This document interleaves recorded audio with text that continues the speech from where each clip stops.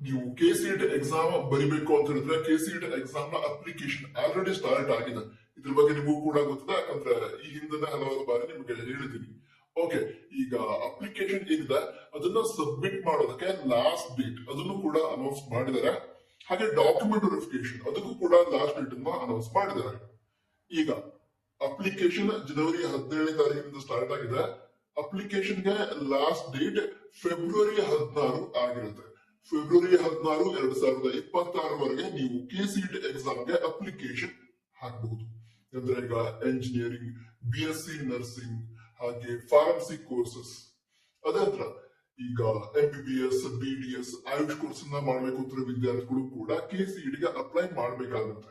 ಓಕೆನಾ? ಅದ್ರ ಜೊತೆಗೆ ಅಲೈಡ್ ಹೆಲ್ತ್ ಸೈನ್ಸ್ ಕೋರ್ಸಸ್ ಮಾಡಬೇಕು ಅಂತ ವಿದ್ಯಾರ್ಥಿಗಳು ಕೂಡ KCET ಗೆ ಅಪ್ಲೈ ಮಾಡಬೇಕಾಗುತ್ತೆ. ಸೊ ಈ ಇನ್ಫಾರ್ಮೇಶನ್ ಏನಿದೆ ಅದು ನಿಮ್ಮ ಫ್ರೆಂಡ್ಸ್ ಗೆ ಶೇರ್ ಮಾಡಿ. ನಂತರ ಡಾಕ್ಯುಮೆಂಟ್ ವೆರಿಫಿಕೇಶನ್ ಏನಿದೆ, ಈಗ ಹಲವಾರು ಡಾಕ್ಯುಮೆಂಟ್ ಗಳ ವೆರಿಫಿಕೇಶನ್ ಆನ್ಲೈನಲ್ಲೇ ಆಗುತ್ತೆ. ಅದರಲ್ಲಿ ಈಗ ಕನ್ನಡ ಮೀಡಿಯಂ ಕೋಟಾ, ರೂರಲ್ ಕೋಟಾ, ಹಾಗೆ ಲಿಂಗ್ವಿಸ್ಟಿಕ್ ಮೈನಾರಿಟಿ, ಇದಕ್ಕಿರುವಂತಹ ಡಾಕ್ಯುಮೆಂಟ್ ವೆರಿಫಿಕೇಶನ್ ಏನಿದೆ ಇದು ಕಾಲೇಜಲ್ಲಿ ನಡೆಯುತ್ತೆ.